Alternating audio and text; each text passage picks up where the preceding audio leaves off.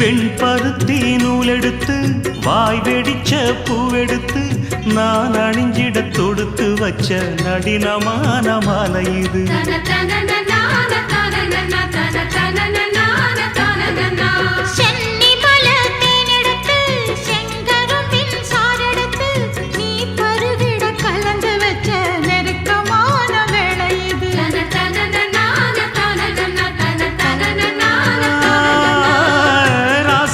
உடம்பிருக்கும் ரவிக்க துணி நானாக அன்னாடம் சூடி கொள்ள ஆசை வச்சாகாதா.